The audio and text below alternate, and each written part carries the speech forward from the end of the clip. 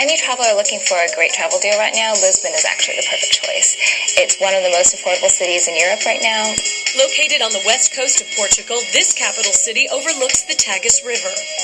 Lisbon is actually built on 7 hills, so if you're going there, you should definitely pack your walking shoes. As you stroll along winding cobblestone streets, you will find tiles, or azulejo, are everywhere in Lisbon. The Moors introduced the art of tile making in the 8th century, and the Portuguese are still masters of the craft today. The National Museum of Tile, housed in a lovely former convent, is dedicated to the art. Highlights include the tiled Manueline cloisters, the Lisbon cityscape dating from 1738, and a tiled nativity scene from 1580. To see another practical craft elevated to an art form, stop by the National Coach Museum. The museum, founded by Queen Amelia in 1904, is home to a one-of-a-kind collection of ornately embellished coaches and carriages, some dating back to the early 1700s. One neighborhood packed with must-sees is Belém, Portuguese for Bethlehem, about 30 minutes west of the city center.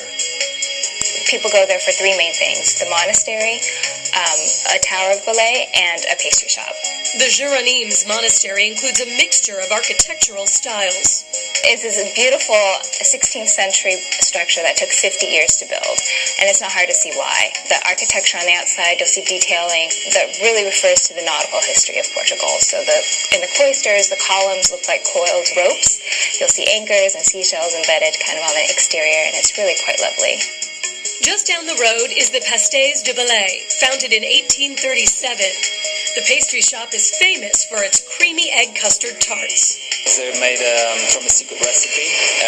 The recipe that came from the monastery, Jeronimus, which is just beside us. And the fact that we make them all throughout the day and they're always warm and freshly made, I think that makes the big difference. These egg custard tarts, actually, they make about 10,000 of them a day, and it's not hard to see why. It's very easy to eat 3 or 4 of them. They're under €1 a piece, so they're priced just right. Once you've had 2 or 3 pastries, a walk along the Tagus River leads to a storybook castle on its banks, the Belém Tower.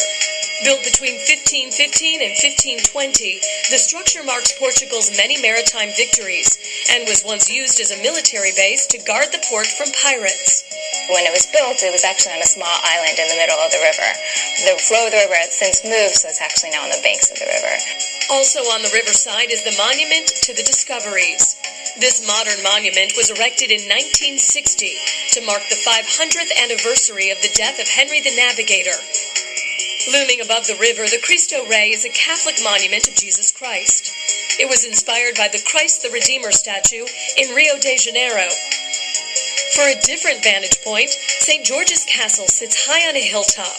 When you visit St. George Castle, people go up to the tower and then walk along the ramparts. It's best if you can get there to catch a sunset. A lot of people then walk down into one of the districts right below the castle where you can listen to traditional folk song music, guitarists playing and everything. So it's a perfect way to end the day in Lisbon.